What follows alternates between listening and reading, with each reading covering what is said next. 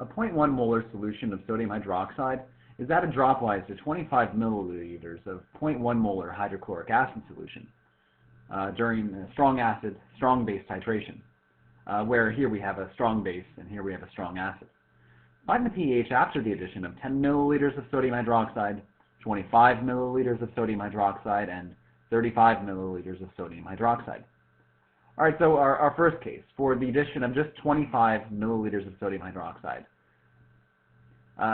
So you need to consider first the reaction between the hydrochloric acid and the sodium hydroxide. So this is the reaction in which the hydrogen switches with the sodium in a double displacement, as you'll find for acid-base reactions.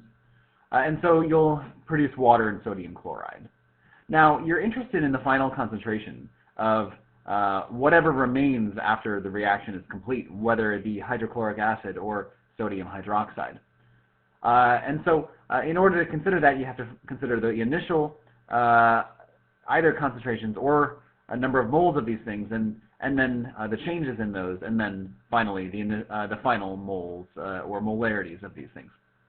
Now, to know whether we're interested in concentrations or in the number of moles, we have to consider what type of reaction is occurring.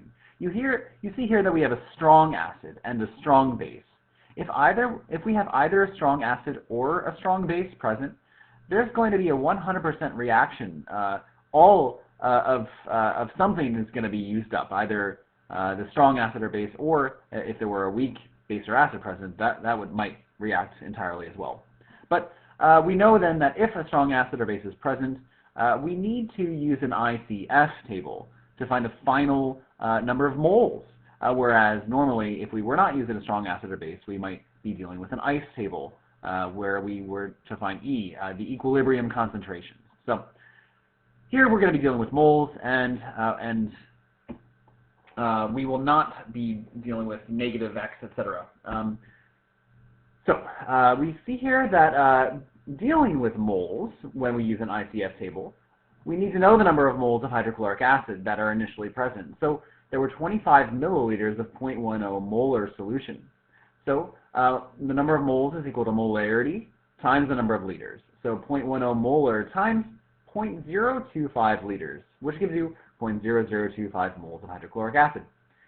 And then a similar calculation for sodium hydroxide. Now, one of these things is going to entirely react if you have a strong acid or base.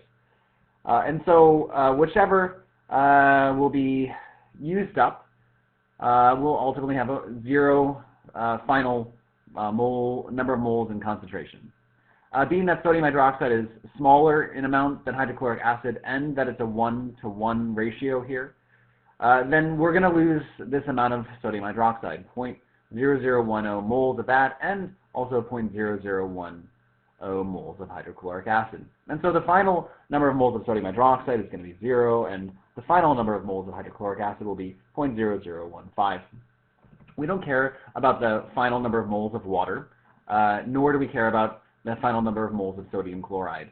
We don't care about sodium chloride because both sodium and chloride do not react with water, whereas if we had one of our weak acids or bases reacting, we might have then a conjugate which could react with water. But in this case, we do not care about these ions. And we generally don't consider water either because that is a pure liquid or a solvent. It's not included in equilibrium expressions.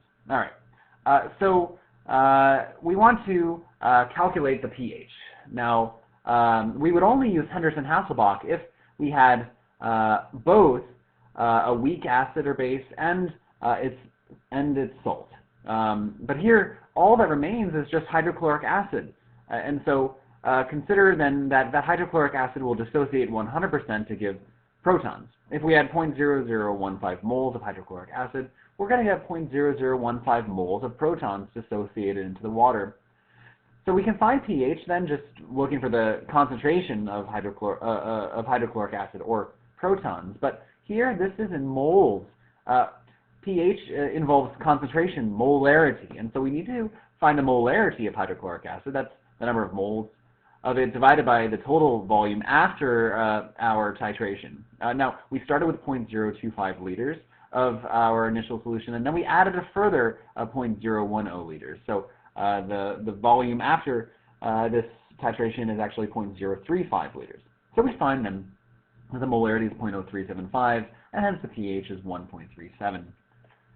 All right, so try another case in which we add 25 mils of the acid, I believe. So what that does is actually of the base, and what that does is actually makes it so that you've added just as many moles of sodium hydroxide as hydrochloric acid. So that both of those are going to be entirely consumed, and so no moles of either of these will remain. Having then only water and sodium chloride present in the solution after reaction. Now, this is just like having salt water, and you know that in salt water with sodium chloride, where neither sodium nor chloride reacts with water, that your pH is going to be 7. So we're going to have then a pH of 7.00 at the equivalence point for a strong acid, strong base titration. An equivalence point, by the way, is the point at which our acid has completely reacted with the added base, or where the base has completely reacted with the added acid.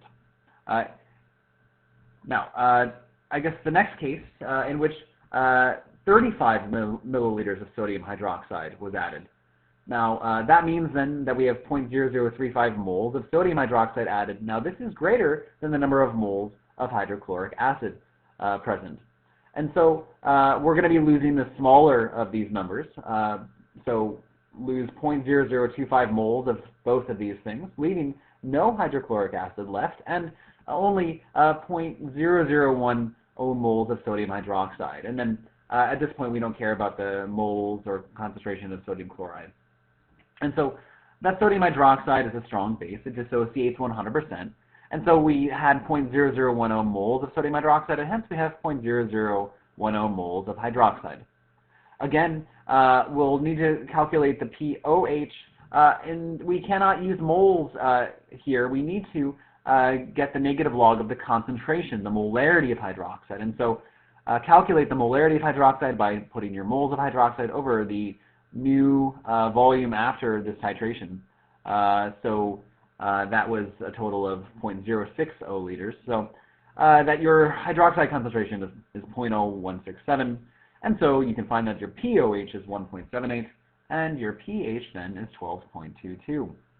We see that for this strong acid, strong base titration, where we started with just hydrochloric acid, the pH increased relatively slowly at first as we added hydroxide, but it soon started increasing dramatically.